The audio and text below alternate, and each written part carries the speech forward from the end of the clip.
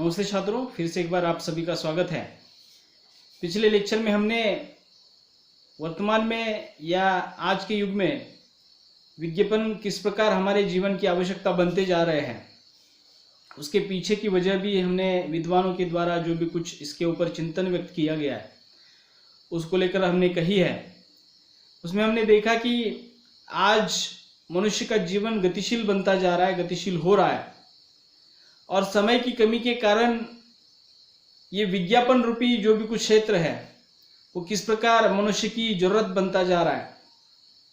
आज किसी भी मनुष्य के पास पुराने ज़माने जैसा उतना समय नहीं है, वो मार्केट में जाए और अपने पसंद की चीज़ खरीदने के लिए 3-4 घंटे खराब करे।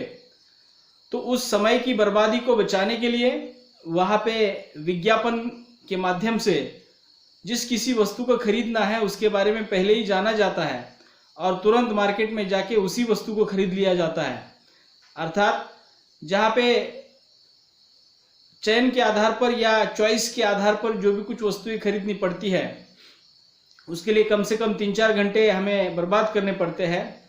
विज्ञापन के कारण हम देखते हैं कि आज वही चीज़ें जो है हमने आधे घंटे के भीतर हम उसको खरीद कर वापस आ जाते हैं। तो ये विज्ञापन आज के युग की किस प्रकार जरूरत बनता जा रहा है, इसके बारे में थोड़ी सी हमने पिछले लेक्चर में चर्चा की है। और मैंने कहा था कि विज्ञापन में क्या परोसा जाता है, क्या दिखाया जाता है, उसके ऊपर एक चुटकुला है जो विद्वानों के द्वारा लिखा गया है किताब में। मैं थोड़ा सा आपको बताऊंगा, तब आपको इसके आधार पर समझ में आ जाएगा कि विज्ञापन असलियत में होते क्या है। देखिए, एक थोड़ा सा व्यंग्यात्मक चुटकुला है, उसको समझने की कोशिश कीजिएगा। एक दिन क्या हो जाता है कि एक आदमी मरने के बाद ऊपर पहुंच जाता है। ऊपर मतलब जहाँ पे हमारी कल्पनाएं जो हम करते हैं स्वर्ग और नरक, उसके ऊपर ये एक चुटकुला है। एक आदमी जो है मरने के बाद ऊपर पहुंच जाता है। यमराज के सामने हाजिर होने से पहले उसने स्वर्ग और नरक के दरवाजे से झांककर वहाँ का नज़ारा देख लिया। अब वो यमराज के सामने हाजिर होने वाला है और वहाँ पे उसके सामने हाजिर होने से पहले थोड़ा सा दरवाजे से झांककर देखता है कि स्वर्ग में क्या क्या चलता है, स्वर्ग में होता क्या क्या है। तो और साथ ही साथ नरक में भी वो झांकता है दरवाजे से और देखता है कि नरक में क्या क्या चलता है, क्या क्या होता है। स्वर्ग में सब कुछ अच्छा था, शांति थी, कोई ऊँघ रहा था, कोई पढ़ रहा था, कोई प्रार्थना कर रहा था। लेकिन नरक का दृश्य अद्भुत था। देखिए, स्वर्ग में जब उसने झांक कर देखा कि कोई सो रहा है, कोई ऊँघ रहा है, कोई पढ़ रहा है, कोई प्रार्थना कर रहा है, कोई बहुत अच्छा माहौल लगभग वहाँ पे दिखाई दिया। अर्थात स्वर्ग में उसने झांक कर देखा। उसके बाद वो नरक के दरवाजे से झांक कर देखता है, देखिए क्या होता है वहाँ पे।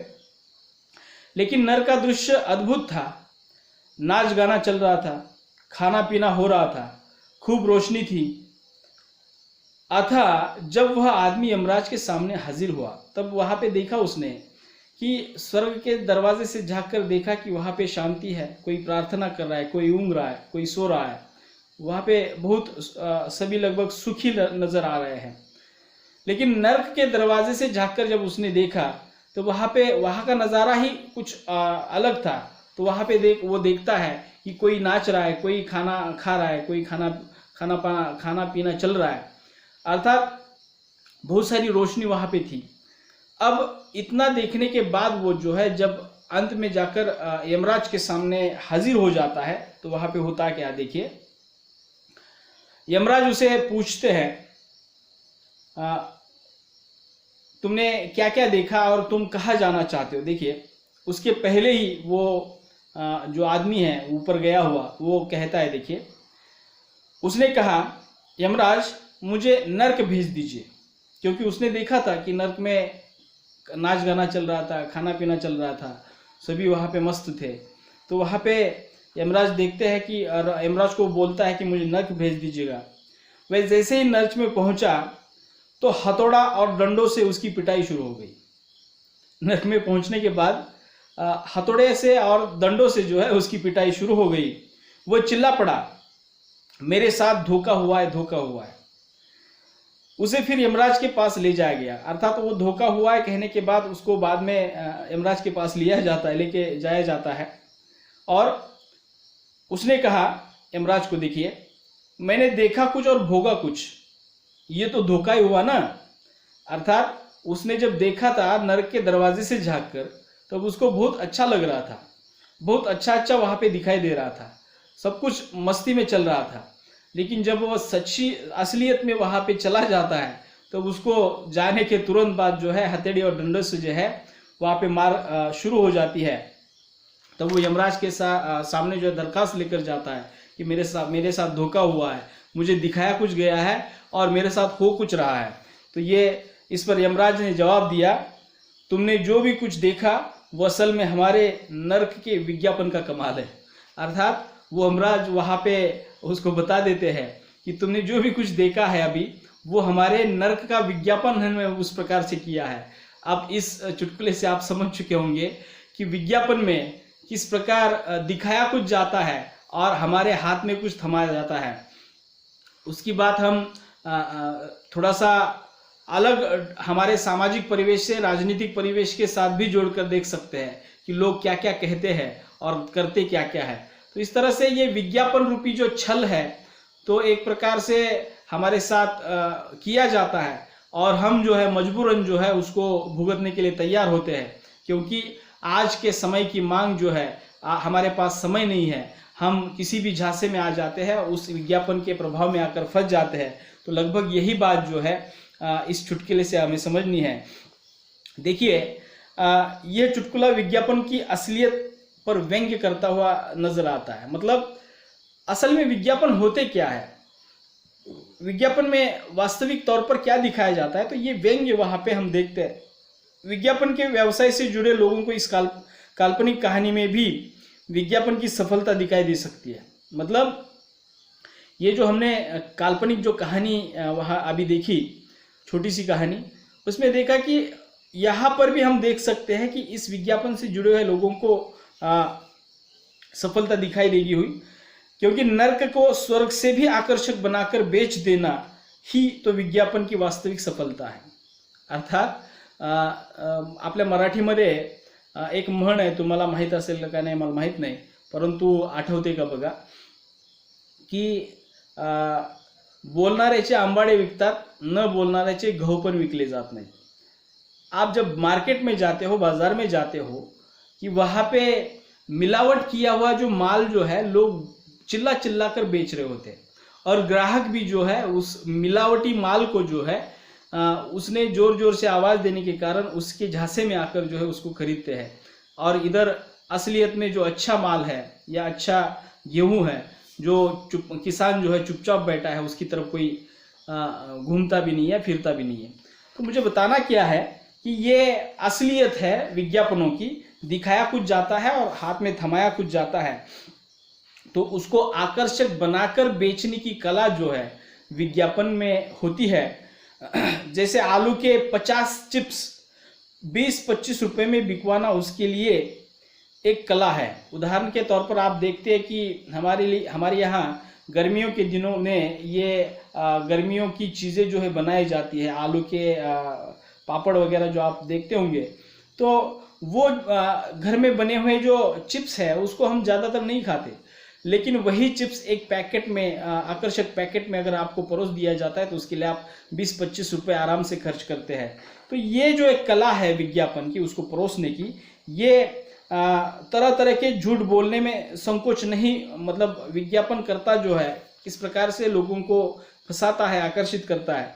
जाहिर है कि 5 रुपये से भी कम बेसिक मटेरियल को 20-25 रुपये में बेचने की सफलता पाने के बाद में जो मार्जिन का हिस्सा उत्पादक को मिलता है, वह विज्ञापन की कुशलता के कारण ही संभव होता है।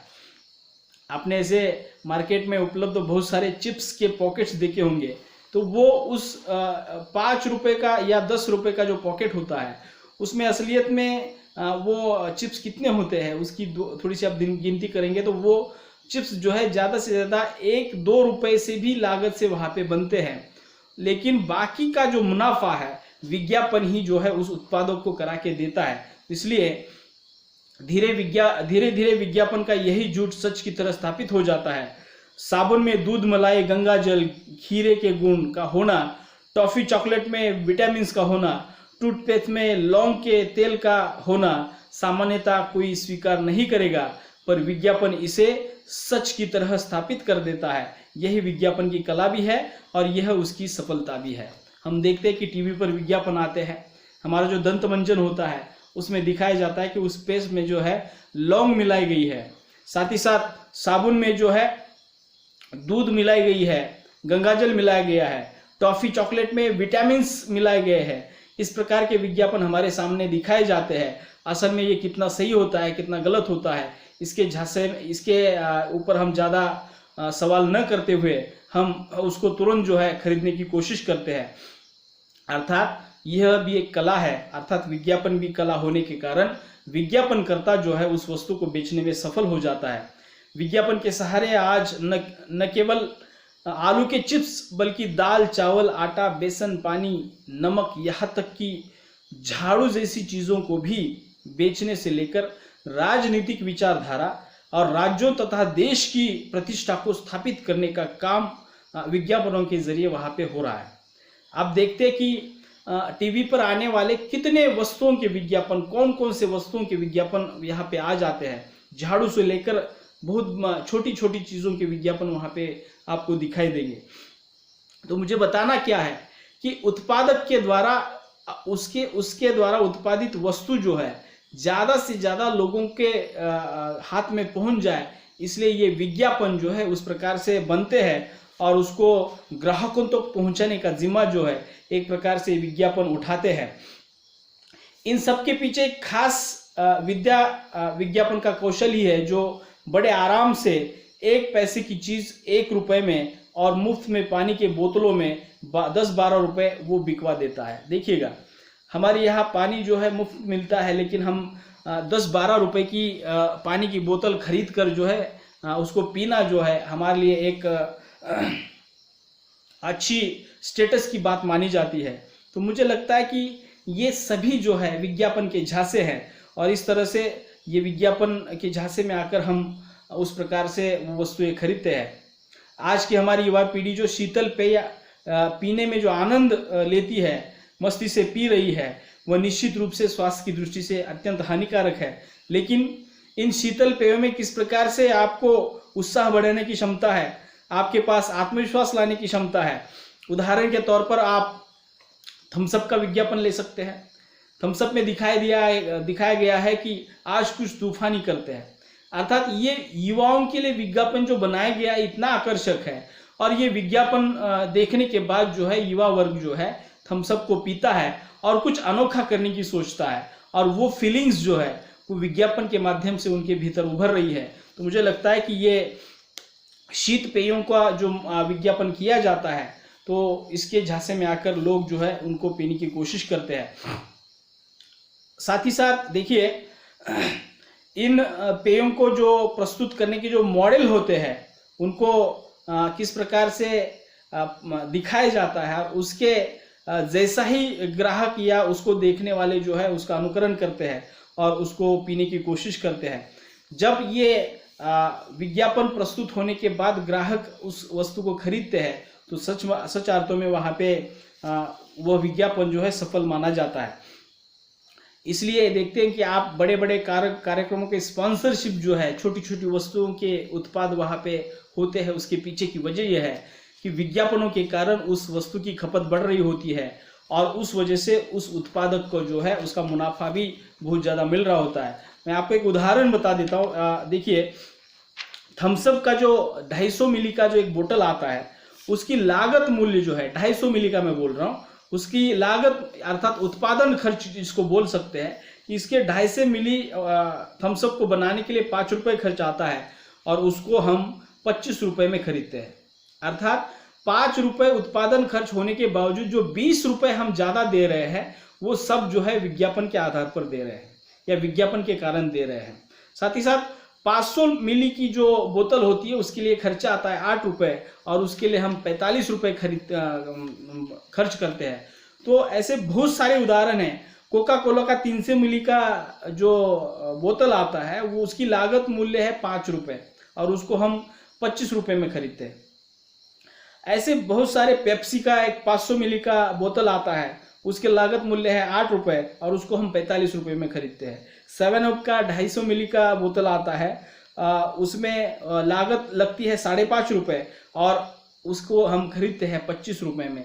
आपको समझ में आ रहा होगा कि लगभग 5 से 6% ज़्यादा, मतलब 5 गुना ज़्यादा जो है हम उस वस्तु को खरीदने के लिए पैसे खर्च करते हैं।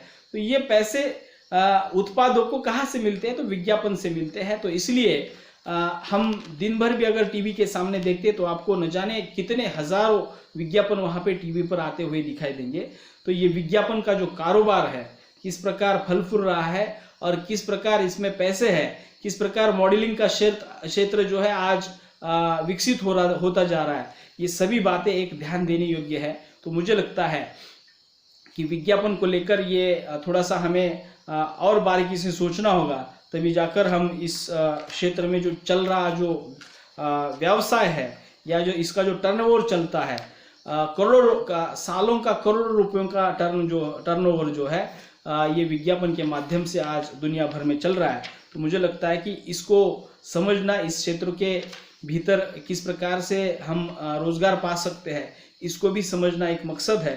तो अगले लेक्चर में मैं उसी की वही बातें थोड़ी सी लेकर आऊँगा। तो मिलते हैं अगले लेक्चर में, तब तक के लिए रुकते हैं। धन्यवाद।